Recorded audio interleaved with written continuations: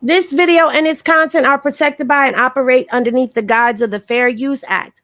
It will be used for criticisms, reporting, possible teachable moments, but most importantly, my commentary and review. So, hey, YouTube, and anyone who gets butthurt, do not come copyright striking my channel.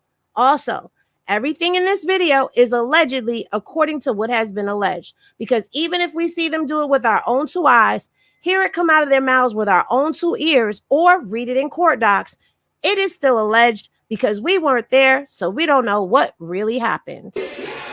Big poppin', money in the bank coming, dropping a deposit. Having it my way, so I got these bitches watching. Steady getting to it, couldn't fit it in my pocket. Flexing everything, baby, tell me big poppin'. Money in the bank coming, dropping a deposit. Having it my way, so I got these bitches watching. Steady getting to it, couldn't fit it in my pocket. Flexing everything, baby, tell me what the topic. Yo, what's poppin', Henny gang. If you are new to the channel, please be sure to like, comment, and subscribe. Click that notification bell and select all so that you get notified whenever I do a video. What's poppin', everybody? So y'all know we are back once again to do a read of the one that we call Three-Finger Duty Shooter, aka CS2BACK, aka Trash 100, aka Wack 100. Now, as we all know, he was just recently in headlines and making it around the internet streets because he was trying and attempting to bail out Keefe D. Now, if you don't know who Keefe D is, I don't know why you're over here. I don't even know if you're a fan of hip hop. But Keefe D is the one who is in Click Click City for the alleged unaliving of rap legend Tupac Shakur, and Wack wanted to get him out. Now, when he went into court, they had him testify, and he was caught to not be telling some truths.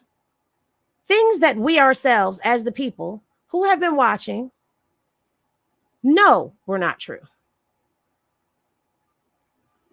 Okay, I'm turning off the comments because I see some comments that are getting off topic. Stay on topic and stay with me, guys. Okay, so I usually do my yours and was popping to everybody down in the comments, but I really would like to give a special shout out to Damu and Kiwi Conversations and the whole squad. You know, there's some big things that are happening. We got Smoked Out TV out here in the comments. Salute to you down in the chat. And we may have some other special guests coming in. And as we do, we're going to make sure that we give them a good Henny Gang welcome. So now that is out the way, let's do our usual as we do. What's poppin', Evelyn? Evelyn has been a member. Happy anniversary, Evelyn. Zoe was poppin'. Diamond was poppin', girl. Footprints was poppin'. Ari Mack, what is poppin'? Wilson Vibes was poppin'. Nicole was poppin'. Edna was popping. They said Bumpy Jones. Y'all starting already. Rakitha was popping. Happy anniversary to Wilson. 4 months, but seems like I've known y'all a lifetime. Cheers to many more. Absolutely. What's popping to Bree? Okay, I see my mods are up in here. All right. What's popping to Selena? What's poppin' to Goddess with the scoop? What's poppin' Coley? What's poppin' Shanika? What's poppin' Heidi B? What's poppin' Jacqueline? What's poppin' Relly Rel? What's poppin' Camelli? What's poppin' Felicia? What's poppin' Talia? What's poppin' TR? What's poppin' It's Mimi? What's poppin' Cat Eyes? Now, if you come up in here, you know Cat Eyes is our resident greeter. So be nice, be polite, be kind, and speak back when Cat Eyes speaks to you, because this is our resident greeter. All right, what's poppin', Kristen? What's poppin', that rainbow chick? I'm only going to do a couple more because I really want to get into this hot Henny. What's poppin', Melly J? What's poppin', Ika? I think I said that right. If I didn't, then please forgive me. What's poppin', Be More Careful? And what's poppin', Jacqueline? All right. So as I was saying, we all know, and if I missed anybody, it is not intentional. It is to get to the content. Okay. Now, as I mentioned before, I'm going to give y'all a little refresher. Okay. so that y'all can be reminded as to what was said in court, because I know a lot of us have had a lot of things that have gone on, and therefore we can't keep up with things. So I'm going to play this clip from Smoked Out TV. Shout out to them. Okay. And it is about old duty shooter lying on the stand. The link is in the description to this video, as I will do all of the links in the description for the videos when the video is done. So that y'all can go and watch the whole thing, watch the whole content, okay? Because don't just wait to come over here or go to your other content creators' videos and watch them. Actually support the channels that are doing the work and putting the work out there. So we're going to play a little bit just to give everybody a reminder of what lies were told in the court of law under oath. J-O-E-S. Thank you, sir. Mr. Arnold, you may proceed. Oh, no. Thank you, Your Honor. Mr. Jones, what was the amount that you paid for the bail bond premium in this case? 112,000. It was 15% of whatever the 750 was. Okay, so it's 112,000 and some odd dollars. $500, is that correct? 112.5. Yes, sir. Yes, sir. And you paid that out of your business? Yes, sir. And what's your business name, sir? 100 Entertainment. Okay, so now, hold on. Owner of that business, is that correct? Yes, sir. And that business is a business license to do business in the state of Nevada. Yes, sir. Lies.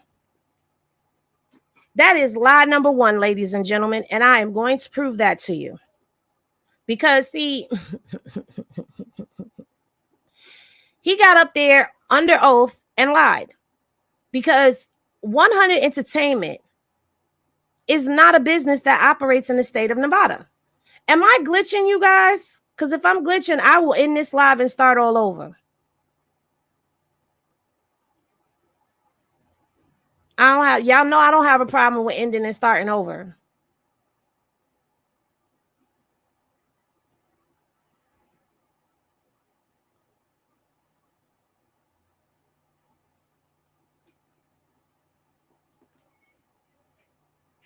Let me see.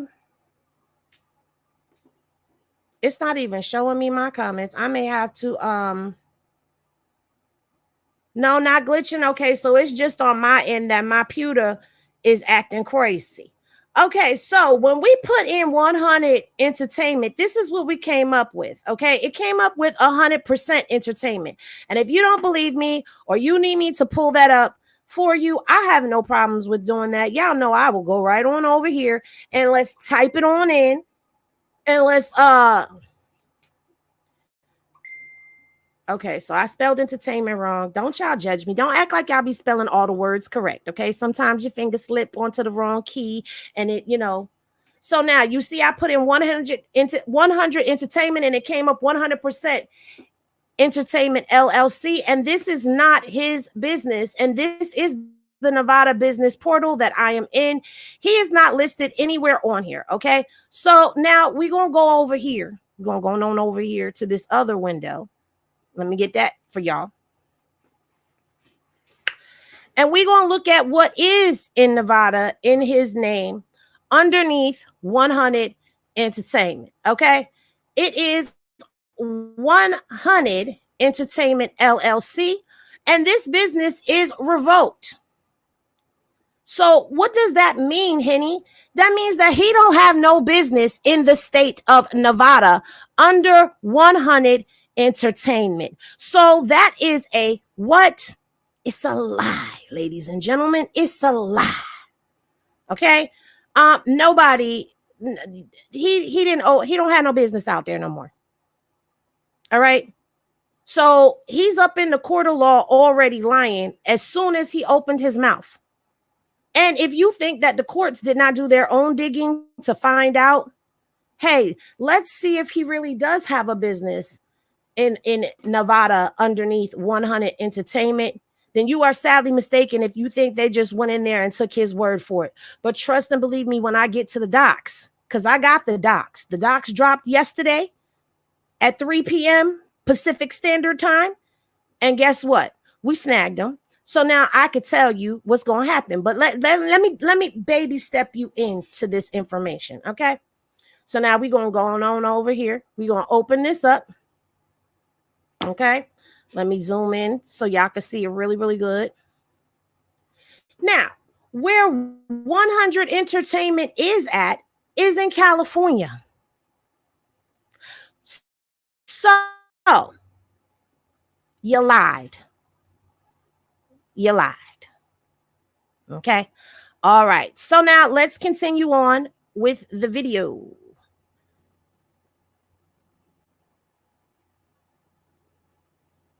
All right. I really hate that my computer is glitching on my side, but y'all are saying it's not on your side. So as long as it's not glitching on y'all side, it's good. And how long have you had that business? Oh, roughly 8 years, maybe. Now we just saw that is a lie. And again, you used the proceeds from that business and you provided us with the documents showing that those amounts were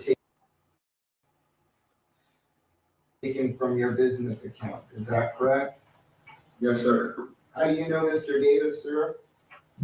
I know him through passing. I know his son. I know him.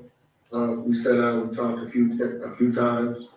In general, about personal things. He was having this bout with cancer, and personal things, industry stuff. Just regular conversation. He's always been a monumental guy in our community. Conversation. So and I've helped several people in our community. Whether it was funerals, whether it was for bail. It's the lawyer's face for me. The way he's looking over his glasses at him, like, y'all know he ain't telling the truth. In this situation, I know his cancer has been, I don't know if it's come out of remission or they're speaking with his son. I know he's having an issue in there. So. Okay, so now in case talking about he's doing this because apparently Keefe D has cancer, allegedly. I don't know. I haven't heard whatever.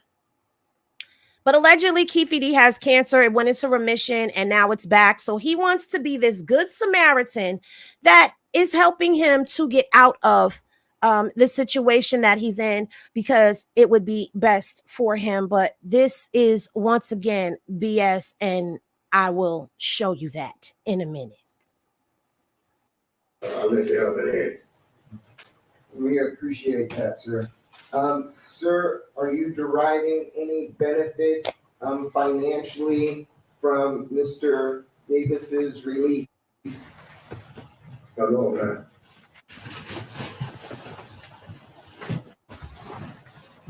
Now, he said, no, he is not benefiting off of anything from Mr. Davis, which is Keffe D's release, right?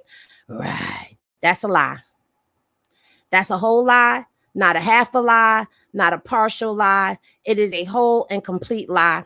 So let's get to the facts, all right? Let's break this thing on down. Because we all know that Wack 100 talks too much, right? Wack don't know how to keep his mouth shut. Now, I'm going to pull up another video for you. Actually, no, I'm not. I'm going to pull up a document for you. I'm going to pull up a document for you. And I think this is the document. Okay, we're going to go through the documents and then I'm going to pull the video for you. Now, let me go on over here and come over to the window and see how everything is looking. Everything is looking copacetic. I really...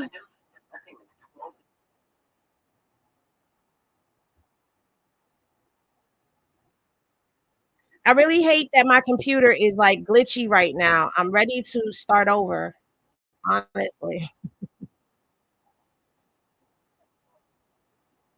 Okay. Because it's screwing me up when it's moving slow. All right. So we got our watermark up. Now, what you are looking at is the surety of bond acceptance. Okay. And this is for Keefe D. Okay.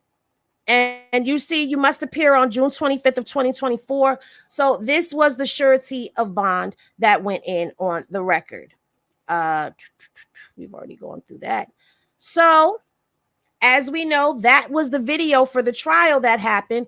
But here is the journal entry from the reporter. Okay, this right here, state of Nevada. This is on June 26th.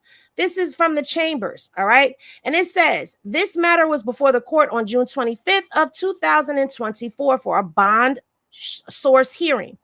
After hearing testimony from Cash Jones, who posted the bail, and from Mr. Davis himself, the court took the matter under advisement to review Mr. Jones's provided bank records. The court has determined that Mr. Davis fails to make a prima facie, I don't know if I said that right, showing that the bond was obtained through legal sources. First, the records provided are insufficient to make the requisite, showing that the $112,500 bail premium was paid by a legitimate source. The court was provided with 6 months of Bank of America records reflecting the deposits and withdrawals made to Mr. Jones' account from December of 2023 to May of 2024. The court notes that these records do not show the actual source of many of the larger deposits to these accounts, only that they were via wire transfer. The wire transfers have names attached, but the court was not provided with any additional documents as to where these wire transfers came from. Pause. Didn't we hear about wire transfers all the way in 2015 from old Wackadoo? Because before we end, I'm going to show you something that was brought to my attention about Mr. Duty Shooter, okay? But we heard about him in these wire transfers and him just putting something in the description and not keeping actual legal ledgers for his business, which means that you are not running legitimate business. Okay. But anyway, I digress and let's progress. All right. The wire transfers have name attached. Okay. Additional documents to where the wire. Okay. There are at least 2 unexplained counter deposits in the amount of $50,000 each. While there are significant monthly deposits made, there are also substantial withdrawals made from this account. However, in May of 2024, which is the month before the bail premium was paid, the ending balance is insufficient to cover the $112,500 payment. Thus, the courts still do not know how Mr. Jones paid the entire premium. I don't want to keep saying the amount. The entire premium. The court has to couple that uncertainty with Mr. Davis's own statements to his wife on June 14th of 2024, where he indicated that Mr. Jones did not have the capital to pay the bond premium, and that Mr. Jones was a front or middleman for the true bond poster. Under these circumstances, the court cannot say that Mr. Davis has shown the funds were legally obtained. Second, the court demanded a source hearing, okay, to ensure that the bond premium was not paid out of profits from Mr. Davis discussing the unaliving of his victim, in this case, Mr. Shakur. While Mr. Jones testified he was bonding out Mr. Davis because Mr. Davis was fighting cancer and had been a pillar of the community, his previous interviews with Vlad TV suggested another motive. There, Mr. Jones indicated that there were stipulations on the bond that indicated that Mr. Davis would be signing a contract regarding the rights to his life story, ostensibly including the unaliving of Mr. Shakur. This interview was backed up by a jail conversation that the state played where Mr. Jones insisted that a contract be signed before the premium was paid. Ultimately, the hearing did nothing but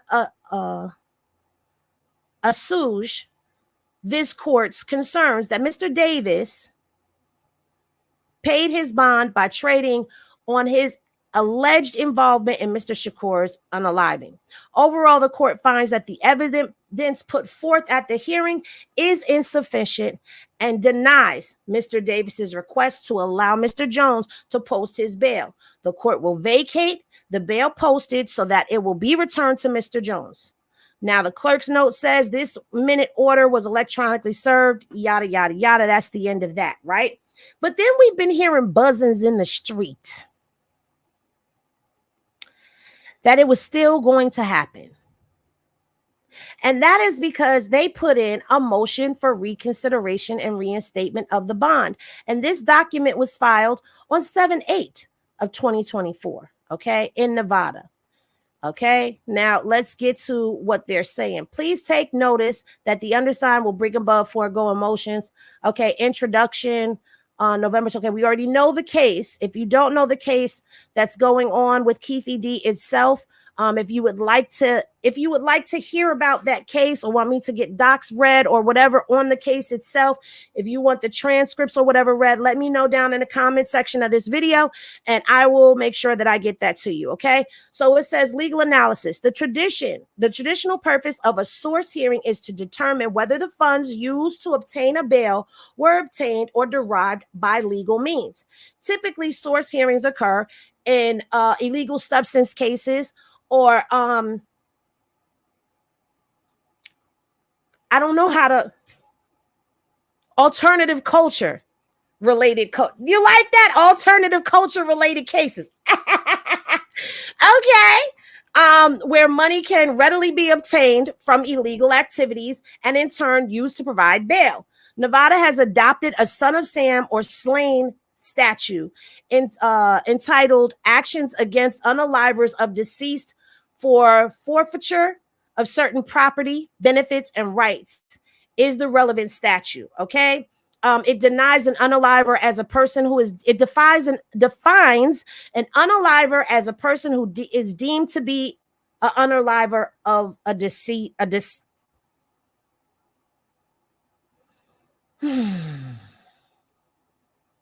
of a descendant. Okay. Now, if the court in this state or any other jurisdiction enters a judgment of conviction against a person in which the person is found to be a culpable actor in the felonious and intentional unaliving of a descendant, A, the conviction conclusively establishes for the purpose of this chapter that the person feloniously and intentionally unalived. So that means that the person is deemed as the unaliver of someone, right? So this is what they are saying, that Mr. Davis has been deemed. He has not been found guilty of the unaliving of Shakur. Okay. And moreover, the court at the June 25th source hearing and its June 26th minute order raised its concerns against that the bond premium was not paid out of profits from Mr. Davis discussing the unaliving of the victim in this case. The court stated the testimony obtained from Mr. Davis, Mr. Jones, and the audio calls presented by the state did nothing. I guess you mean did nothing to address those concerns. Nevertheless, the court does not have the legal authority to prevent Mr. Davis from receiving any financial benefits from discussing his life or alleged involvement in the charges brought against him. Specifically, Mr. Davis has not been found guilty of those charges and in no way prevents NRS 41B in no way prevents Mr. Davis from being able to derive a financial benefit in this matter. Accordingly, the relevant inquiry for the source hearing should be whether Mr. Cash Jones obtained the premium bond in some illegal manner or were the funds obtained through legitimate business pursuits. Although Mr. Davis and Mr. Jones still maintain that no contract exists for any movie, series, or any other form of media production, the state inquiry and the court's concerns in this area are not legally relevant. Which they are. Because if you remember, Wack said that he's never had any involvement in any type of TV. He wasn't interested in doing TV. I did not put my screenshot in here, but you are more than welcome to check out my community wall later on this evening, because I will post the credits for House of Blueface that is on the Tronics Network, where Wack is listed as an executive producer of the show. Yeah. He's an executive producer. And I also obtained this document, and while it is from October 14th of 2015, please take a look at the highlighted portion on here, and let me zoom in. Okay, it says Temptation Miami TV LLC. Okay, and while this person, Daryl Mack, is listed, okay, as the management, who else is on here as an authorized person of this reality TV show? Cashapp Jones. Y'all see it right here. Cashapp Jones is on a business certificate back in 2015 for my Temptation Miami TV LLC, which was a reality TV show that was supposed to come out. And it was him and you know, I don't want to put nobody else in this because ain't nobody else got nothing to do with this, but he's on this business license right here. So you don't have nothing to do with TV, yet here you are on something with TV. Whether it's now or in the past, doesn't matter. The point is, you said you didn't have any involvements. I don't have no involvements in TV, and I don't have no interest. I'm leaving the entertainment business. Really? Isn't TV a part of entertainment? Don't answer that, because I'm not going to wait. All right. Accordingly, the relevant inquiry for the source hearing should be whether Mr. Jones obtained the bond premium legal matter, although Mr. Davis and Mr. Jones still maintain no contract. All right. In regards to Mr. Jones and the court, Mr. Jones, the court and district attorney office will be provided again, one, Mr. Jones's articles of incorporation for 100 Entertainment LLC. Now, you need to make sure that business is still in standing, because if he shows you, because I'm going to tell you something, when you start a business, right, and you get articles of incorporation, the articles of incorporation paperwork that you have doesn't have an expiration date on it. It's up to you to keep up with your business documentation. Make sure your business is up to date. But if the courts take that article of incorporation and they look into it, they're going to see that business has been revoked, because you've seen me look up 100 Entertainment. You need me to go back to that? Let me go back to that for the slow ones in the back that might be coming in and trying to. You see it for yourself. Revoked. And this is his business. This is his business. Because I'm going to tell you something. There's a lot of businesses that he do that don't have nobody. It's a registered agent, which means he used a service to start this. So, the last annual report they received was December 31st, 2020. This is Nevada Business Portal, Silver Fumes. Look it up for yourself. The entity status is revoked. He don't have a business in there. So he's going to bring them some articles of incorporation for a revoked business. Child.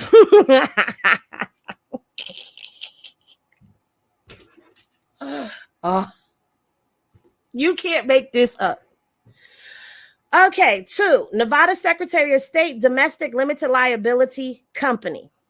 Okay, he's going to bring that. The Internal Revenue Services Employment Identification Number. Notice how he's bringing all of this up. The bank, hold on, pay attention, stay with me. Okay, the Bank of America banking records for 100 Entertainment. Now, pause. This ain't the same company. Look at the spelling of that company. That is 100 Entertainment, okay? But he says 100 spelled out Entertainment LLC. Two different businesses.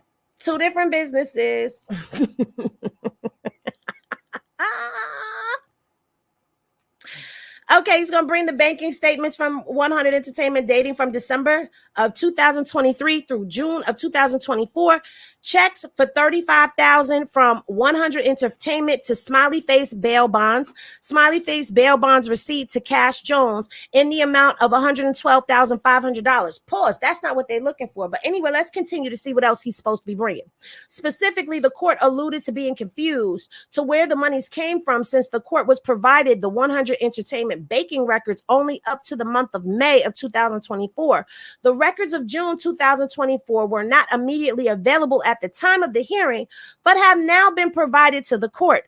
On June 11th of 2024, a deposit received from AG Entertainment Touring, a customer of 100 Entertainment, in the amount of $112,500 for the payment of services received.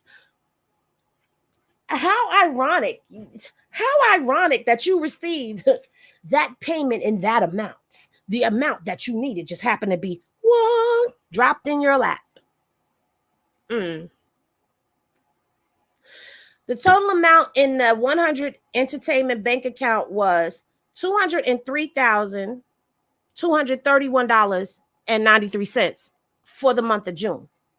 More than sufficient to cover the bond premium of the 100. The bond premium. I ain't gonna keep saying that number. On the same date of June 11th, Mr. Jones authorized the payment of $77,500 to Smiley Face Bail Bonds for partial payment of the bond premium.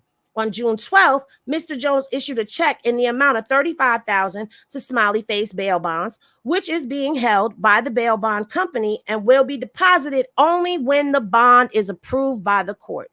As of June 28th, 2024, the balance in the 100 Entertainment bank account is $75,600.67, which is sufficient to cover the check issued by Mr. Jones. Okay.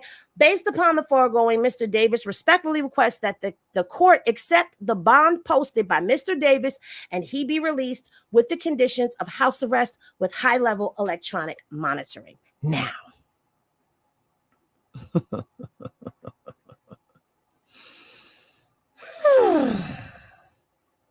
You know, I said I hate to do this, but I love this shit. I was lying. So remember, the date on this was July 8th, right? So this next document that we are going to look at is called the state's opposition to defendant's motion for reconsideration and reinstatement of the previous bond and counter motion to readdress the bail. Okay. Date of hearing July 23rd, 2024. So they looking to go back to court. This is what they trying to do. Okay. This is what they trying to do. Let me come over here and check on my people first, because I ain't finished. I ain't checked on y'all in a minute. Are y'all enjoying yourselves over here? Oh, my bad. I didn't realize I left somebody comment up. Okay, so now y'all good. All right, I see y'all. I see you. Hey, Treetops. Hey, Rakitha. Hey, everybody. All right, let's get back into this topic over here, because it's getting good. Okay. Come now, the state of Nevada by Stephen B. Wilson, Clark County District Attorney. Blah, blah, blah, blah, blah. This opposition is made and based upon all the papers and pleadings and on file herein, the attached points and authorities in support hereof, an oral argument at the time of the hearing, if deemed necessary by the honorable court. Now, for those of y'all that are here for this part, yeah, you want to start recording now. Like you want to start your review now. Just saying. All right. Points of authority, relevant procedural history. On January 9th, 2024, a bail hearing was held to determine what, if any, bail should be set in this matter. As a result of the bail hearing, this court set bail for the defendant at $750,000. This court stated that it intended for the bail amount to be a detention order. In reaching its decision, the court found that the evidence it had before it at the time was not sufficient to show the proof of evidence and the presumption. Great. Sorry. As a result, the court considered the factors outlined in NRS 178.4853 in determining defendant's bail. Okay. In analyzing statutory factors, the court noted defendant's history of illegal employment, reputation as a brutal alternative life leader, prior record, the nature of the offense, and the danger defendant represented in the community as reasons for issuing a detention order. Further, pursuant of NRS 178.48513, the court imposed additional conditions on the defendant should he make bail. Among the conditions were that the defendant be placed on high-level electronic monitoring and that a hearing to determine the source of any funds used to assist in the defendant's release, which include the admonition that funds derived from the crime should not be used to obtain a bail bond. So that means that anything that he's made that has anything to do with the unaliving of Tupac, he can't use none of those funds. So money from the interviews, money from his books, money from anything that he's done to get out there and talk about what he did, he can't use that money. Okay, on June 20th, 2024, a bail bond was posted, and it was later revealed that Wack 100 Jones, aka Duty Shooter, aka CS2BACK, aka a lot of things, because there's another name that he's going to get in here, was the person that purportedly provided the source of funds to procure the bond. Pursuant to this court's order, a source hearing was scheduled for June 25th of 2024. Prior to the source hearing, defendant provided materials to show that the source of the bond was from Mr. Jones, that it was obtained by legal origins, and was not made for the purpose of profiting from Davis's alleged criminal conduct. I'm going to swig some water on that. Jones turned over bank statements that showed money wired into the account, but without any sense as to the origin of the money wired into Jones's account. So they're not saying that, okay, you wired the money and sent the money to the bail bondsman. Where'd it come from? That's what they was looking for. Okay. So that's why I read about the smiley face and the AG entertainment, tours, that part, because that's what they was looking for. All right. All right.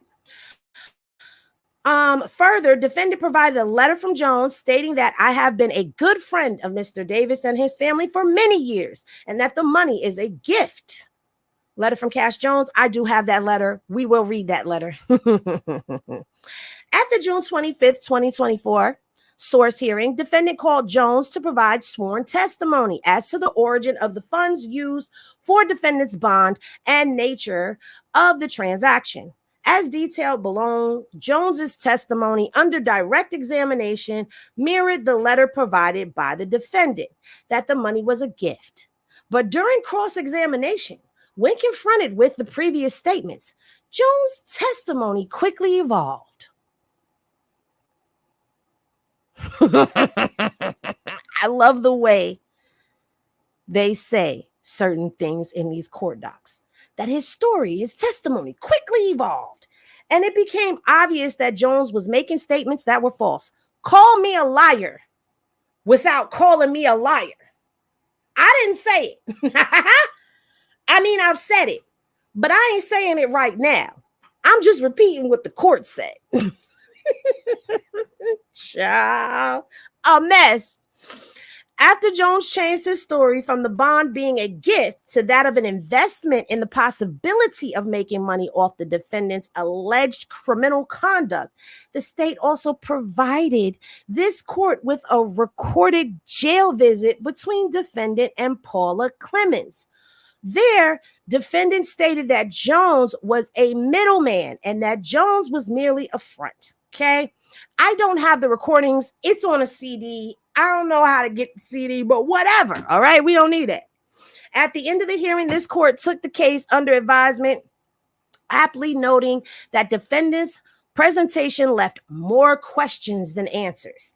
Then on June 26th of 2024, the court issued its ruling. First, this court determined that the defendant failed to make a prima facie case, showing that the bond was obtained through legal sources. Second, this court found that the source of the funds also appeared to violate the court's determination that's pursuant to NRS 178.48313. The safety of the community required that the conditions of the release be that the source of the funds are not funds not arrived from proceeds of defendants unaliving of Shakur. Now, defendant asked the courts to reconsider its decision without allaying any of the court's stated concerns in this order. Oh, hold on. Y'all better get your henny and your popcorn because it's about to get lit. Okay? It's about to get lit in here. All right. Defendant failed to demonstrate that the source of the money used to procure defendant's bond comes from a legitimate source. Y'all ready? Y'all better get ready. Here are the amounts of cash required to secure defendant's bond. I'm not repeating the number. Coincidentally, according to defendant's motion to reconsider, defendant received this exact amount deposited into his account on June 11th of 2024 as a normal part of his business. The conspicuous amount of the transfer alone should be significant to raise the court's concerns about the source of the funds. See what I'm saying? More suspect than this transfer corresponds with the defendant's admission that Jones is a middleman for somebody else. Tell me you a dumb criminal without saying you a dumb criminal. While the bank statement and the defendant's statements practically foreclose the possibility of a finding that the funds came from a legitimate source, Jones' own words decisively end any pretense of legitimacy. In an interview done with YouTuber, interviewer DJ Vlad, conducted after the source hearing, Jones tactically admits that he was wired money from a third party, stating that it shouldn't matter. Remarkably, Jones essentially laid out his role as a middleman. Now, pause. I believe we have video.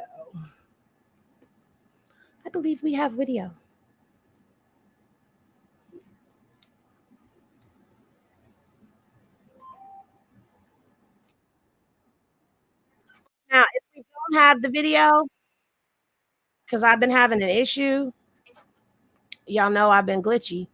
I'm not glitchy anymore.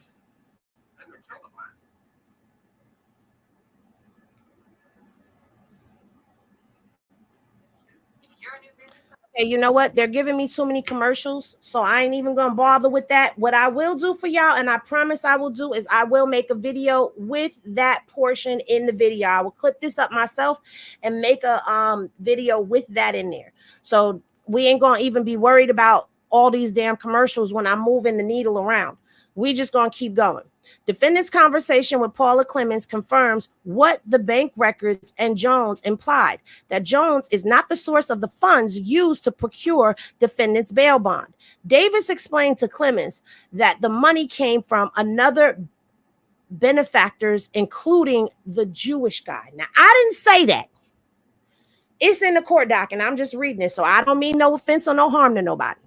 While defendant later claimed that he was lying to appease his wife, defendant had similar conversations throughout his time in custody. A small sampling includes February 2nd of 2024. Davis indicates he has a Jewish partner that is willing to put up the funds, but does not want to be on television. February 2nd, 2024 jail call. Okay. May 17th, 2024. I'm sorry. Defendant's son stated that he was doing a deal with Paragon and Cuz through Crater Face.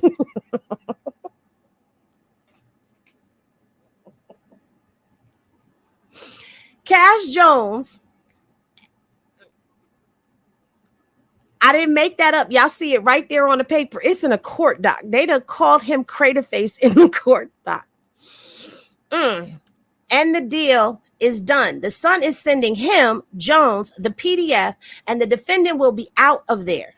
The defendant's son further relayed that the person who is fronting the money said Davis can smoke all the ganja he wants, and all he must do is sit at home. The son wants to connect with the person from Paragon with defendant's attorney. The son also told Davis that Youssef must be involved in the deal per the guy from Paragon.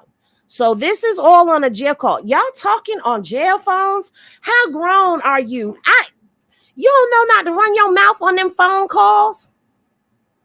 It tells you when you get on the phone that this call is being recorded for monitoring This call is being recorded for monitoring and whatever. I can't remember verbatim, but I do know that that's what they tell you. All right. For monitoring and quality service or something like that. I don't even know. Okay, May 22nd, 2024, the person on the call tells the defendant that the Jewish people have the money to get him out. On May 31st, 2024, the person on the phone tells the defendant that the production company associated with Mary cannot be associated with bonding Davis out. The world's dumbest criminals, boy. So the company needs to set up an account to pull the bond money from there. June 23rd, 2024, the person on the call asked defendant who's pulling up the money for the bail. Wack who? And defendant responds, yet another name. These calls a mere sample of the scheming defendant has engaged in to obfuscate. Listen, I don't know how to say that word. All right. Obfuscate, I believe. If you look it up. The source of any funds received further validate defendant's admission that Jones was merely a front or middleman and not the original source of the funds. In sum, it is clear through defendant's words, Jones' words, and the representation regarding the bank records themselves that defendant cannot assure this court as to the origin of the funds used to pay the defendant's bail bond. As such, this court's findings that the defendant did not make a prima facie case that the source of the funds was legitimate is correct and should not be disturbed. So you ain't proved your case. Now, as to the authority that they were talking of when they were saying the courts don't have a right, the court has the authority to set conditions on the source of money used to fund defendant's release from the detention order. Defendant claims that this court can only examine whether the source of the funds come from a illegal substance source and cannot put forth restrictions on the source of the funds. Defendant's understanding is incorrect. This court can impose any conditions for release as long as the conditions is the least restrictive means to protect the safety of the community or to ensure that the defendant will appear. This court determined that the defendant was a danger to the community after lengthy arguments and reviews of the factors listed in NRS 178.4853. As a result, the court determined that the decision order was necessary to protect the community to set the bail at $750,000. Now, what I'm getting from this is they figured we're going to set the bail that high because we know through his assets, he ain't got it. So we're going to set it that high because we don't think he's going to get it. But my thing is, I feel like y'all should have never gave him a bail in the first place. Like, since when do you unalive somebody and get a bail? I mean, it could happen. Courts can do what they want, but I'm just saying, why would you in such a high profile case where somebody was who allegedly did all of this? And I have to say allegedly. It's a high profile case. They got up here and they just bragged about it everywhere. Why would you give them? Let me shut up. That's another video for another time. Anyway, this court further ordered that a necessary condition of release was that the source of funds could not be from illegitimate sources, including proceeds from defendant profiting from his involvement in the unaliving of Tupac Shakur. This court's concern was that releasing defendant with funds used to celebrate his criminal acts, including admitting to unaliving, would not keep the community safe and would run afoul of the purpose of the court's detention order. This condition, based on factual findings within the court's inherent authority and complies with the order, as well as Valdez Jimenez. I think I said that right. Moreover, even a gift of funds to the defendant would contradict the purpose of the detention order issued in this case. The logic of the setting of the detention order of $750,000 is to create a sizable financial consequence to the defendant if he were to be released and continue to engage in conduct that endangered the community. So pause, aside from what I said, there you have it right there. You got all this money up on the line. So you're going to follow the rules or you're going to lose this money. Okay, and whoever's putting this money up ain't going to be having it. Okay, allowing the defendant to use money that is a gift is the functional equivalent of giving defendant his own recognized release. He has no fiscal incentive to obey the terms of his release, to stay out of trouble, or to show up to court, thus defeating the very purpose of the court's decisions. So no, you can't give that to him. We want him to come up with that money, because if he takes this money and puts it on the line, he's more likely to follow the rules and regulations. But you gifting his money means that he's not going to follow the rules and regulations, because it ain't his money. It ain't his property. It holds nothing of consequence to him. So he can do whatever he wants. You'll be the one left holding the bag. I totally get what they're saying.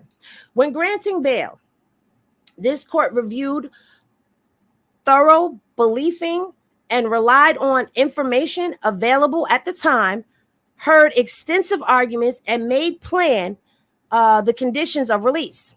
Defendant did not ask this court to reconsider those conditions in the time immediately following the court's ruling. Instead, defendant waited until he was caught attempting to deceive the court to change the court's findings. But mere inconvenience to defendant should not disturb this court's findings that a detention order is necessary to protect the public. This court's order that defendant should not be able to use profits from unaliving Shakur to secure his release is permissible. Okay, where we at? Now we at Cash Jones irreparably damaged his credibility as a legitimate source of funds. It's getting good. Whether or not defendant Jones agreed with this court's stated conditions that defendant cannot use monies granted from his unaliving of Shakur to fund his bail, Jones is still required to testify truthfully while under oath. Call me a liar without calling me a liar.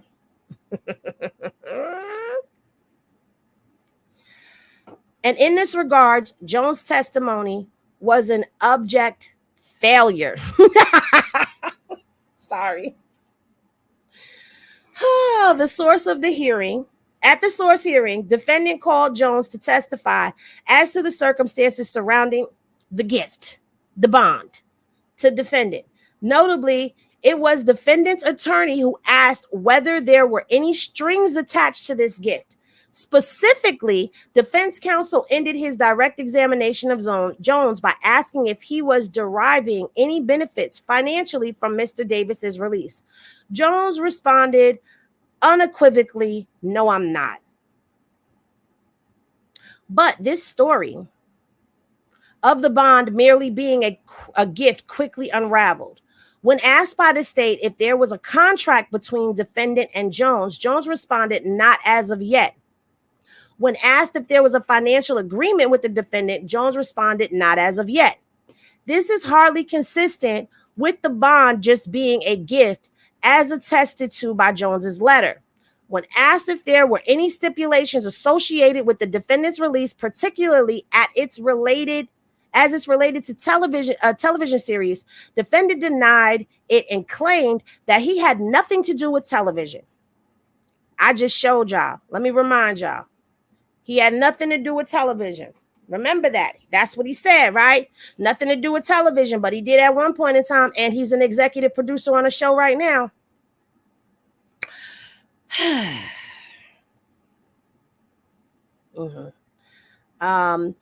That's a source hearing. Of course, this court heard Jones say the exact opposite of his sworn testimony to DJ Vlad.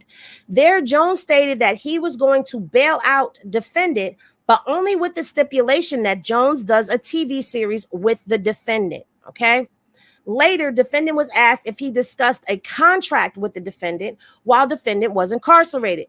Jones answered that he merely inquired if defendant signed his life rights contract with someone else, and if so, why hasn't that person come to assist Jones? Hearing transcript, page number 10, all right? Again, this was contradicted by defendant's own words after Jones sworn testimony that there wasn't a contract and that Jones had nothing to do with a television series. The state played a jail call between Jones and defendant. In that jail call, Jones clearly lays out his plan for a television series with the defendant. Jones tells the defendant that he has spoken to a television bigwig who Jones had gotten excited to do the television series. Jones further states that his priority is to get at least 10 episodes done before the defendant's trial starts. Jones ended the call by asking if he signed the contract, and defendant answers with an affirmative, and that Jones should receive the contract soon. To remove any doubts about the contract between Jones and defendant announced on his Clubhouse account he was in contract with defendant. Jones elaborated that it was a deal to do television and movies associated with retelling defendant's criminal past. See Exhibit 10 Clubhouse recording. Guess what? Now, I don't know if this is the Clubhouse recording that they're talking about, but I got it. Give me a second, because we're going to.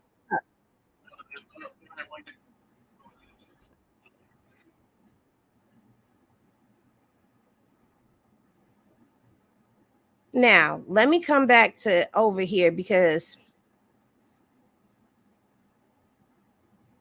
let me cover my screen.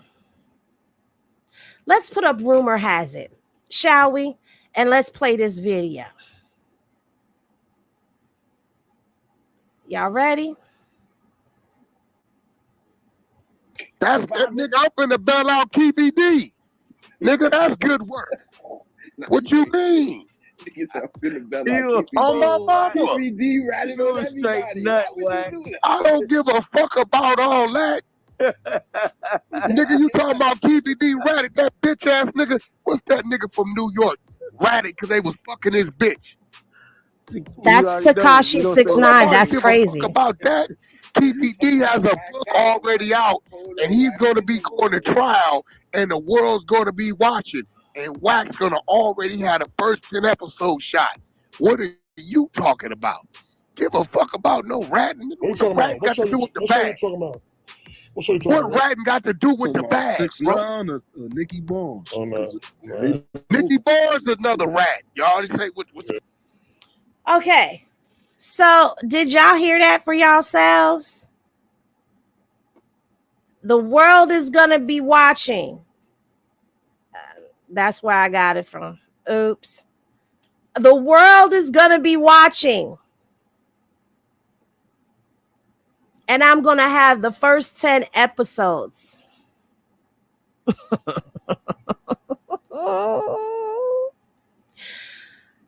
Child, you know what he's like? He's like somebody grandma. No offense to anybody grandma now. Now, y'all know what I'm about to say, because y'all know what I'm about to say.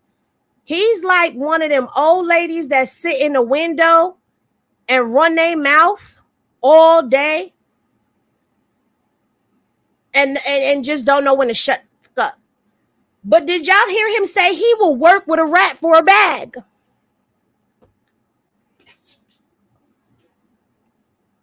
He'll work with a rat for a bag. What does ratting have to do with a bag? Okay, Pearl. Since you said 22, yes, Miss Pearl from 227, yes. Okay, Pearl. Okay, Miss Bonita from Living Color. Just run your mouth. Child, you'll work with a rat. Do you know what rats do to survive? A rat will bite off its own foot to get out of a trap. A rat will eat its way through anything to get out of a trap. A rat will do anything to survive. A rat does more than just snitch. Go do the research for yourself on rats. I forgot what movie it was. I think it was Goodfellas, when they took the rat and put it on his chest and put a metal bucket on him and set it on fire.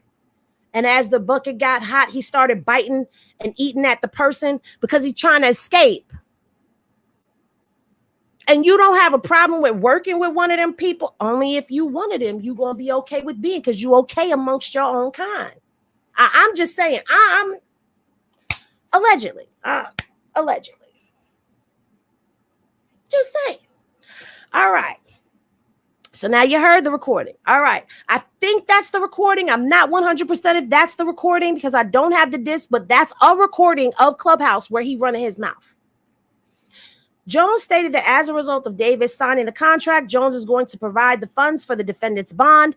Jones makes explicit that he is organizing the television portion of the deal. Jones' audio mirrors his jail conversation, stating that he wanted to get 10 episodes before the trial. So again, maybe that's not the recording they heard, but that's the recording we heard that said the same damn thing. You just a girly mouth. You a girly. I don't even want to call you a girly mouth because we don't even run our mouths that much. It's a special kind of person that be running a mouth, and you one of them. You that type of person. I don't even want to classify him with my gender. You're not a female, you're not a girl. I don't know what you are. But don't sit him over here with us, please. Don't call him a girl. Don't call him feminine or none of that, because he's not like us. Some of us are more solid than some people's right-hand mans. I'm just saying. He ain't like us. He is special kind. Okay. Okay, mirrored his jail call conversation with the defendant, stating that he wanted to get 10 episodes done before the trial. Jones further stated that he met defendant one time in his life. So pause, you met him one time in your life, but that's your good friend? Or that's your good girlfriend?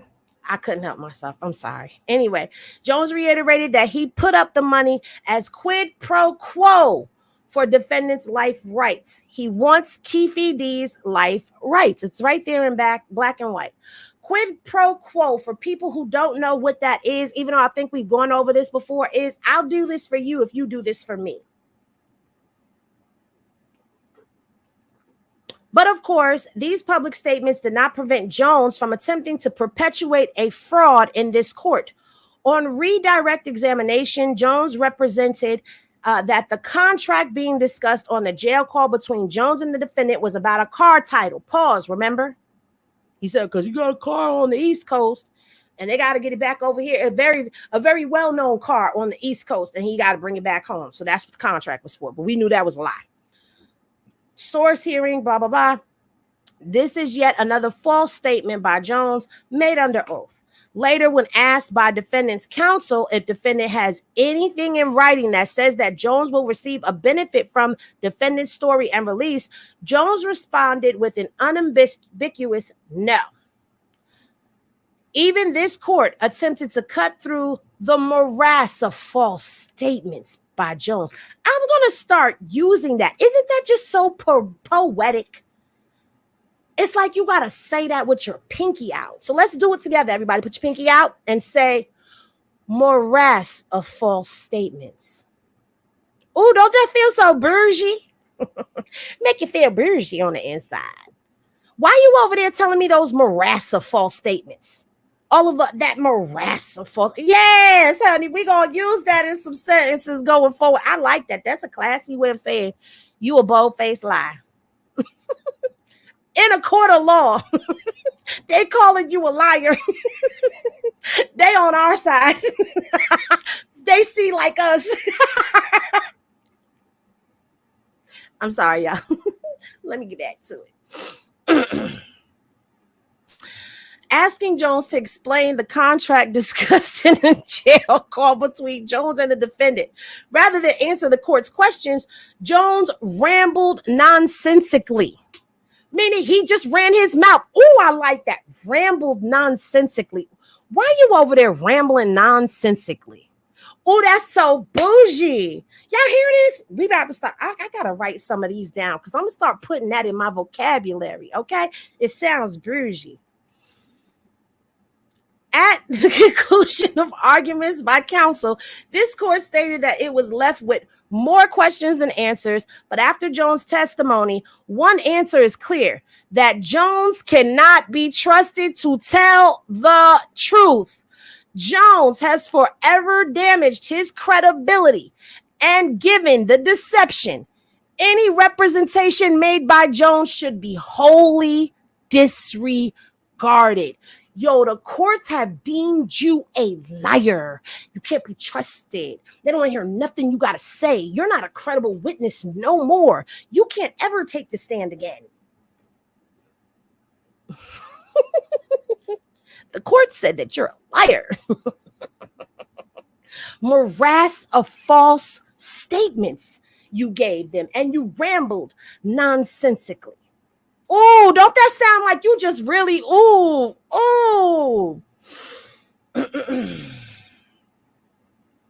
Okay, so now let's go down here.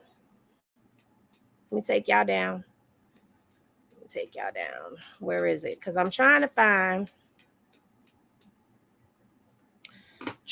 the letter. Because I could have swore I had the letter in here. Where's the letter? Okay, all of this has to do with Tupac, and this is a 179-page document, so it's a lot of documents. Okay, so let me get to the bottom. I'm not reading the Tupac court documents because that's not what we're here for. We're here for me to let y'all know Wack ain't bailing Keefe D out. They not letting him do it. It's not happening. So if he's rambling over there in them Clubhouse streets or over here on YouTube and any type of interview saying that this is what's about to happen, that he's going to bail Keefe D out still, it's a lie. It's a morass of false statements. Okay? It's not happening. Because the courts don't believe you. They don't believe you. They don't want to have nothing to do with you. You are not a credible witness. And yeah, you did that to yourself. Now I'm trying to find this doggone letter because I thought I had it situated in my brain, but I didn't. So just bear with me for a second. But this is a whole document. Okay. This is a questioning that happened regarding the events with Pac. I believe, if I don't get this document in the next few seconds, we're going to go ahead and we're going to end it because I don't like being disorganized like this. I like to have everything together, and I thought I did, but I didn't.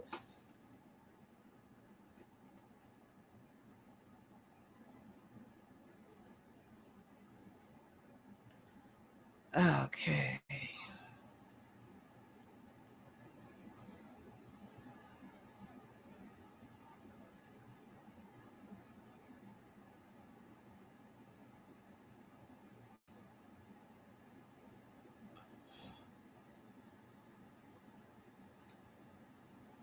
Here we go. Give it a minute, guys. It's coming. I put the wrong page number in, but I was in the right neighborhood.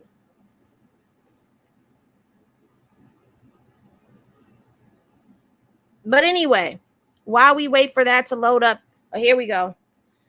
So this is the actual letter that he submitted to the courts. It says, to whom this may concern, I, Cash Jones, will be paying the bail bond premium to secure bail for Dwayne Davis in the amount of $112,500. The source of these funds are 100% originated from the business that I own called 100 Entertainment. Again, two different 100 entertainments. I'm the sole owner of this business and have been since 2019. This business receives all its income from music royalties and artist bookings. The premium for this transaction is coming out of my business checking account ending in 8861. This account has a gross income of over $1 million for the portion of the last 12 months. The premium amount of $112,500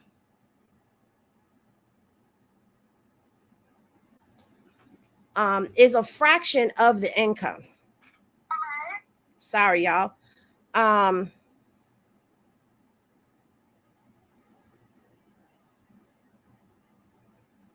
So here's the thing, right? Now he's saying that this is $1 million, right? That he's accumulated $1 million over the last 12 months. That doesn't matter because when they checked his bank statement back in May, remember, he gave the bank statements from December 2023 to May of 2024. He didn't have enough funds in that bank account to secure the payment that was made. They don't even care about what happened in June. And they don't even care that over a span of 12 months, you've accumulated $1 million. Who cares? They were looking to see, could you procure this? Can you produce this without it being suspicious? And you couldn't. So now you're talking about the premium amount is a fraction of the income. It don't matter. You ain't have it in May. I've been a good friend of Mr. Davis and his family for many years. Pause. Let's stop again. Remember, he said he only met him once and that he met him in passing. So how have you been good friends with him for years? I'm doing this so Mr. Davis can get out and prepare his defense. I'm a prominent member of the minority community. Stop. Thought you were doing this because he was sick. So y'all are good friends. He's sick with cancer. You got a contract to go get a car from the East Coast. You've accumulated $1 million and you had enough money in your bank account for this, but the lie detector test determined that was a lie. Y'all aren't good friends. You do have a contract. You ran your mouth and said that you were doing this series with him. You say you've never had an interest in TV, never done TV, but there it is. You are on a business in Florida for a television series. Not only that, again, you are executive producer on House of Blueface on Tronics Network. Not only that, you also, now that I think about it, you also opened your mouth, which I'm going to dig and find this. And you said that when Blueface came to you with the idea to go do reality TV with Krishan, you wanted no parts of it, right? But Blueface couldn't do no business without you. So Lemmy paid you, I believe it was $30,000 for you to step out of the deal. But that would still be having some type of dealings with money. And I believe the reason why you jumped on House of Blueface is because you saw how much money was made on Crazy in Love season 1 and 2. And you saw how much money went into him and Krishan's pockets and Zeus Network's pockets. So you wanted some of that bread. So now you went over there to the Tronics Network and you allowed that deal to go through with Blueface because you like to keep your clients in trouble. Remember, you said that you like your clients in trouble. And you told him to make you executive producer on that show so you can make back some of the money you've put out for him, for his house liens, for his legal services. And now you have Keefe D, who's in trouble, the perfect kind of person that you like. Because remember, you said all of this in your court transcripts with the game. These are the type of people you like that be in trouble so they could stay in trouble and you could keep them under your thumb. He's got something that the world is going to want to see. You wanted to have 10 episodes before the trial began so that you could drop that thing right there as the trial started, as the whole world is watching, because you know everybody's been waiting from the 90s, people who were fans, people who were friends, people who were family to Pac. You know all of us were sitting back waiting to see this trial and what's going to happen. So you wanted to make sure you secured a bag and you would work with a rat, because what's a rat got to do with a bag, right? You've been telling on yourself the whole time, bruh. You a street manager doing good business. Bro, where? Anyway, let's finish the letter because I got something else that I want to say. I want to show y'all and talk about. All right, so he's been friends with him for years and blah, blah, blah, blah, blah. He's a prominent member of the minority community. I think Mr. Davis needs to be out and assemble a legal team, help of gathering potential witnesses for the fairest ability at a defense. This money is a gift, and Mr. Davis is not obligated to repay me. Lies. I attached 6 months of the most recent bank statements reflecting the substantial income. I've also attached my corporation paperwork from the Nevada Secretary of State, along with the articles of incorporation. This is signed him. But for all you Krishan fans, all you big babies and rock stars out there, take a look at this. What'd that say? Let me zoom in. That's an Oklahoma commercial driver's license. Didn't I tell y'all them theories about Oklahoma was all lining up, that he lined her up to get picked up at that state line? Because remember, I told y'all where she got picked up at was 50 miles away from Tulsa, where he owns at least 5 homes. Yeah. Mm-hmm. Baby, you could make this up, but why when the truth is so much better? He's not bailing him out. It's not happening. So he can get up there on Clubhouse and he could beat his big old chest and he could hoop and holler and yell at his phone till he get an aneurysm and bust a brain cell. But it ain't happening because we just read it in the court docs. Henny Glasses in the chat, if you agree, he's not getting Keefe D out. The courts ain't letting it happen. Now, if you believe that he can still find a way to get Keefe D out, you can put a 2 in the chat. That's on you. Put a 2 and it's on you.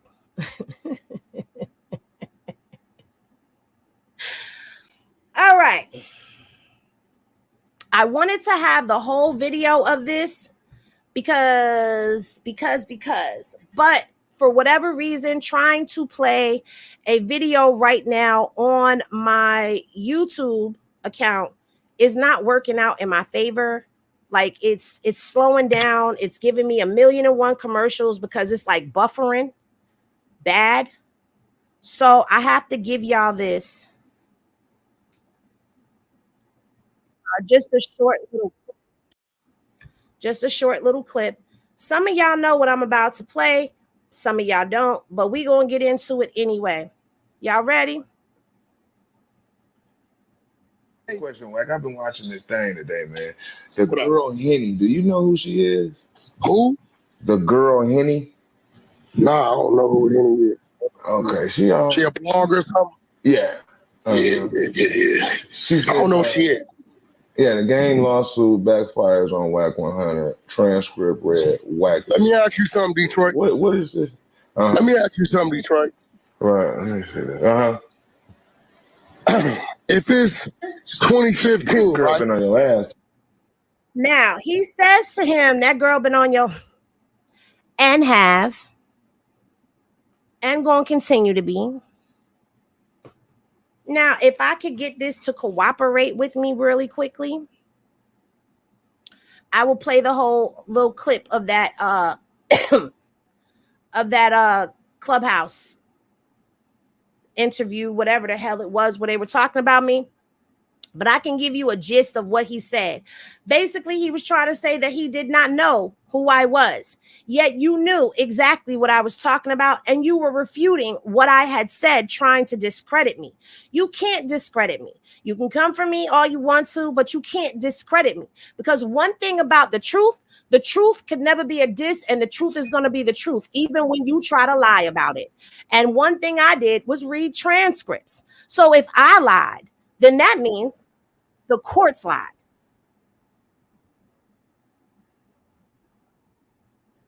Hold on, y'all. I got it.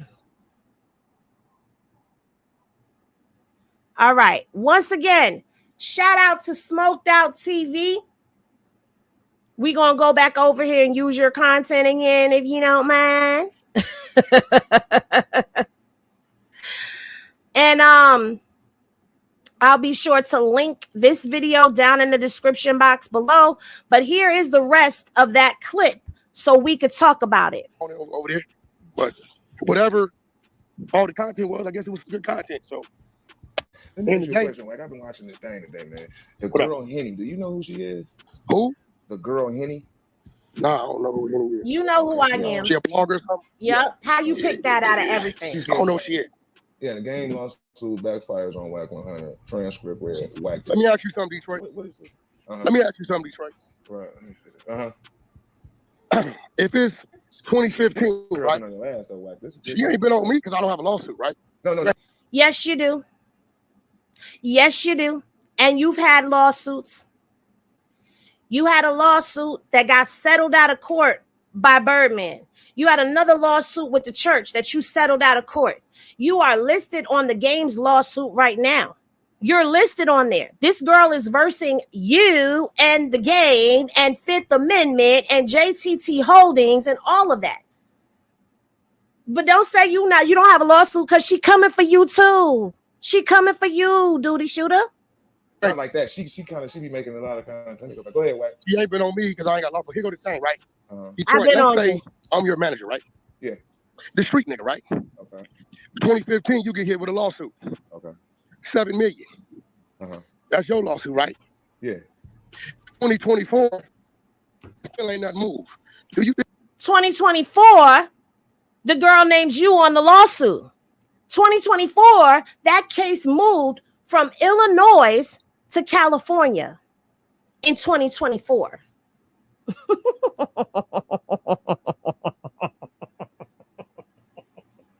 Don't play with me. Let's continue. the street nigga manager did a good job? Hell yeah. Okay, well, at the end of the day, when they come tell me somebody lost something, somebody took something, they tell me something, I think I did a damn good job. You did a damn good job of laying out a map that a person like me who doesn't have a law degree, who has never studied law, has sat in courtrooms and visited jailhouses, could put together that you were shuttling money through a damn shell companies that are now shut down, revoked. You don't want me to start pulling all the businesses that have your name on it, do you? Because you've got a lot of businesses in California, in Florida, in Nevada, in Washington, D.C. Shall I proceed? Yes, indeed. All of this is documentation that's public record. But let him continue, please. Let's hear what he got to say. Because it's 9 years later. Was it 9 years later? That's a good job. You know. Yeah. No, say less. I don't know where she's getting to. Did Wack show up to the court? Definitely. Right, definitely. Did Wack present all his documents? Definitely. And even after the fact, right? When everybody started looking into everything, you know what they called Wack back and said? What?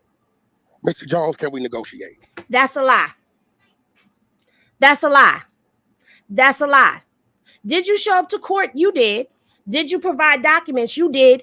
Did you run your mouth about how you do business in an open court when you wasn't even under oath? Yes, you did. Did you talk about how you keep your artists as your sources of income? How you flip them like you flipping a pack? Yes, you did. Did you get named on the lawsuit? Yes, you did. Let him keep talking. I'm good. Like, I'm still, I don't know what she, at the end of the day, what did she say I lost? I didn't say you lost nothing but credibility, even more credibility. How? I'm gonna show you the link, man. You know, she's a blogger. You know how these bloggers. Did you see? Listen, did you see a judgment on me? No, I didn't see that. Okay. Excuse me. It's a judgment on the game, and I've been the one representing the game and making sure things is right. Oh, so you've been representing the game because you're a lawyer. You're a lawyer. So you representing him. Oh, Wack, you make this so easy. But in the meantime, let me just go on ahead and let me really quickly, because I meant to do this ahead of time, but I didn't, because I kind of know where I'm going with this, because there's a final judgment on the game.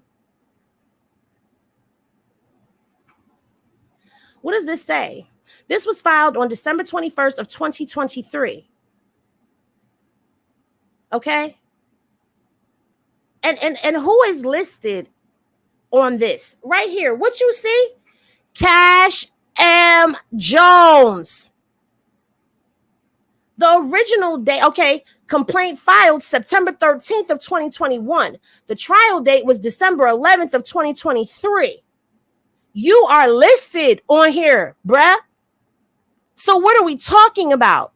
What are you saying? What do these words mean? What does it all mean, Basil? But keep talking. You know, when you play chess, niggas, you push, you know how I go? Yeah, no. And it's been a great chess game. And right now, we got a stalemate. There's no winners. It's just negotiations right now. So, you know. It is not a negotiation, ladies and gentlemen. There's nothing being negotiated at all. Let me bring you over here to this. I want y'all to see this. Let me zoom in for y'all. This is a writ of execution. This paperwork was filed 4/24 of 24. It is a writ of execution. You are directed to enforce the judgment described below with the interest and cost provided by law on 11/7/2018. This is the judgment entered. This is the writ. What negotiating are you doing? What negotiating are you doing? You make this so easy.